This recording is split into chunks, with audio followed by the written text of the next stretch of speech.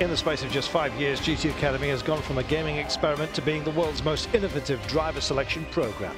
10 bedroom gamers have gone from virtual to reality and now compete as professional motor racing drivers, taking multiple podiums at international race meetings all over the world. Now a new wave of Academy graduates join previous winners and start the life-changing journey of becoming a professional racing driver. This is GT Next Level.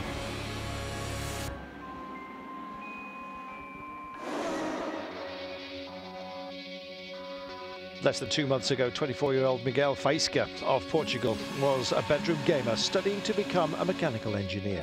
After entering an online competition and taking part in a series of mental and physical challenges, first at national and then at international level at Silverstone, he was crowned GT Academy winner 2014.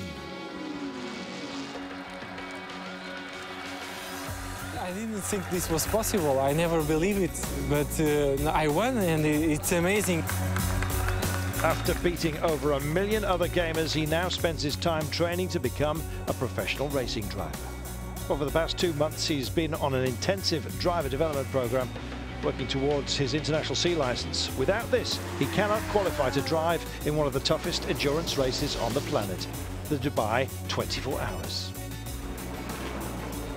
In terms of fitness, I'm not perfect, but I'm not that bad. I think I will be ready for January for the race. Joining Miguel on this journey are winners from the German and North American academies. From Berlin, the German Academy winner, 29-year-old car rental manager Florian Strauss, and from Oregon in the United States, the American Academy winner, 20-year-old car salesman Nick McMillan. Trackside mentoring Miguel and the others is Caterham Supersport champion Rob Jenkinson, as well as GT and Le Mans veteran Christian Van. Miguel's doing fantastically. He really is fast, which is the main thing for me. It's fantastic.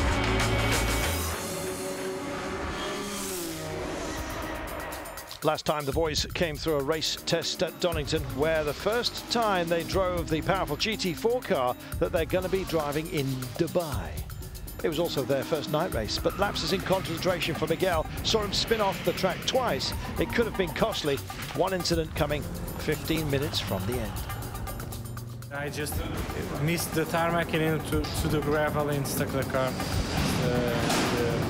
Not being a good weekend. Miguel wants no repeat of last week's mistakes. The graduates now take on 2 races at Snetterton in the MSVR Team Championship. We've got 10 signatures on our licenses now. We only need 2 more before we guarantee our place in Dubai. So the primary objective, as ever, is to get those signatures. Before the race, Miguel and the boys will experience for the first time just how useful a test day can be to a professional racing driver.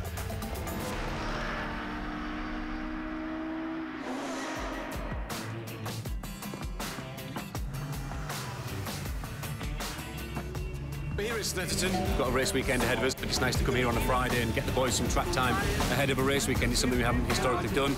It's an opportunity to push and actually see how fast they can drive. It gives us a really good opportunity to assess them and see how they're developing. It's nice to get them established at the track the day before. It means they can go away tonight, sleep on it, and we'll hit the ground running tomorrow. Test day is particularly important for Miguel. He needs to show that he's moved on and learnt from his Donington errors. Mistakes happen. Every people makes mistakes. I hope to be a little bit slower and consistent and not crash, then do like a hot lap and then crash in the next lap. He felt really guilty afterwards. He felt terrible that he'd let everybody down. So it really is a situation of getting in the car and regaining some form of confidence, which I'm sure he will straight away. Well, despite the wet weather conditions, today all the Academy graduates are settling in well and taking it easy before showing their mentors just what they can do. They're bringing the times down by about 3.5 seconds a lap, which shows they have started very, very gingerly. But now we're getting into the realms where they've started to plateau out with the times at around 2:11, 2:10. And it can tell from the times that, that they are giving us probably 95%. At the end of testing, Miguel seems to be heading in the right direction, exorcising the ghosts of last week's mishaps. Miguel's done a great job out here today. He went out in the final session with Florian. Both drivers were super consistent, super fast.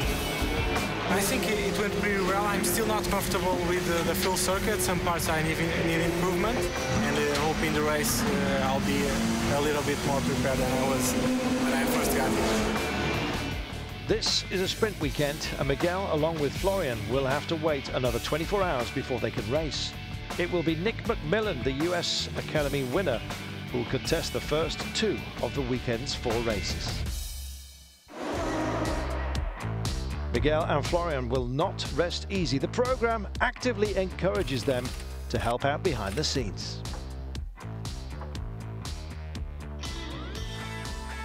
For these guys, it does give them a slightly different view on it, that they can look around and they can help out, which helps that development, you know, with the relations between the drivers and the team.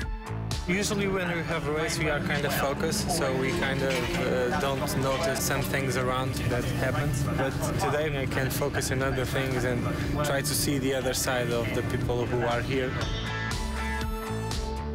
Along with racing and learning what goes on behind the scenes at race meetings, the driver development program for the past 2 months has also given the boys racecraft sessions at the Silverstone track. Simulator sessions to help them improve driving techniques and learn the tracks that they will race. And one-on-one sessions to develop techniques to improve mental strength. All this as well as intense fitness sessions. Simon Fitchett, who is the driver performance director, spends 3-4 days a week with them for several hours and does push them really quite hard. Some of them like it a little bit more than others, but fitness side of things is so important for their future, especially when they get to hot countries like Dubai and they're asked to drive 2-3 hours at a time. All of which, alongside the all-important signatures, is to prepare them for the 24 hours of Dubai. All of that hard work will start to really come together now. We're starting to see the fruits of our labours. But first, there's the small matter of getting the last 2 signatures for that international C licence. Leading the way, US graduate Nick McMillan finishes 9th in the first of his sessions. Race 2 sees him gain his final signature for Dubai in style with a podium finish.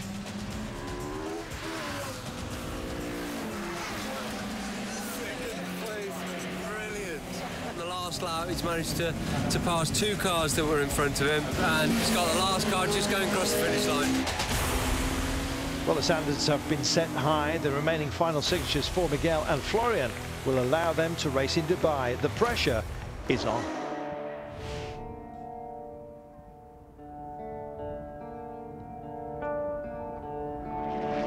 I think if we can replicate yesterday, that would be perfect. So same thing, the objective is to get Miguel and Florian their last 2 remaining signatures. I heard the track is with oil and very slippery. I'll have to be cautious in the first laps to see how it is. If we can have a couple of wins at the same time, fantastic, but that's not the most important thing.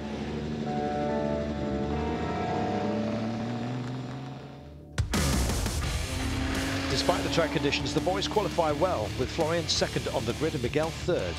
As the race gets underway, they hold their positions, impressing acting team principal Bryce Wilson. Yeah, they're doing well, 2nd and 3rd. Actually catching the leader just now, so yeah, it's all looking pretty good. But Miguel's ghosts come back to haunt him, and a lapse in concentration sees him slip back to 5th. Just lost 3 seconds, so he's maybe had a little bit of a mishap of some kind, but certainly 3 seconds longer on that lap than the others. So he's fell back, it's not that the others have got quicker. Miguel fights back but can't regain 3rd, while Florian is more consistent, finishing 2nd. Miguel takes 4th as they both collect the first of the day's signatures. The race didn't went that well. I was not very consistent, where it's not a good thing. I'm sure he will be a little bit disappointed, but that's just natural in somebody that wants to win. It's kind of sad not to have a podium. The next race I can manage to keep in 3rd place.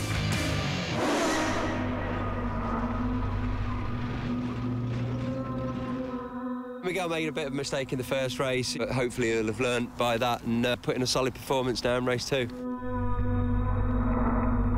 if we get both cars back, I'll be pleased because we'll have all the signatures and effectively the job will be done.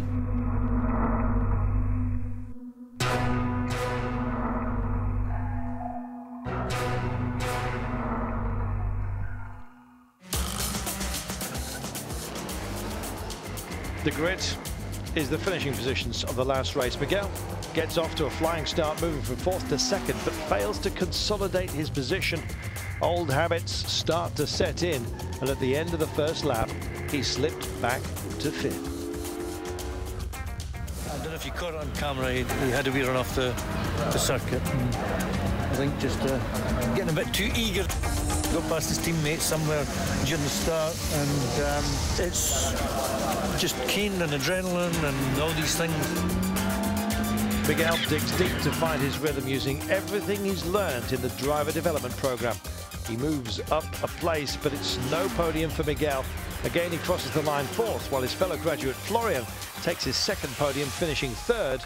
All in all, it's been a good day's achievements. I think it was a pretty good race. It's a shame I finished again in 4th place. But for the bright side, I have the signatures, and now I can really race. Intense. I had the hopes to be first, but target is done, and get some champagne as an extra. Very successful 2nd race. Both cars completed all the laps, got the signatures, and they drove very well as well. But Miguel just struggling a little bit with consistency. Made 1 or 2 mistakes that cost him time and places during the race. It's kind of a shame I wanted a podium, but it happens. Sometimes race doesn't happen always as you want it to, so I got the signatures.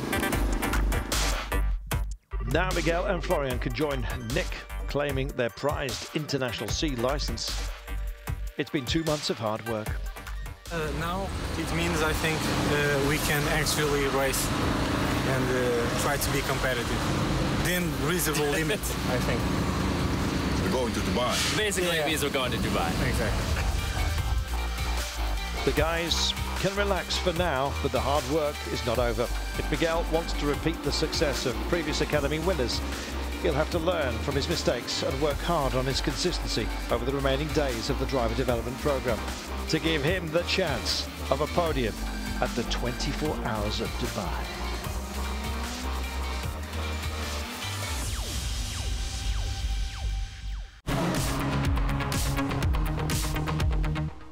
Nissan Nismo takes the GT Academy to the next level. Performance unleashed.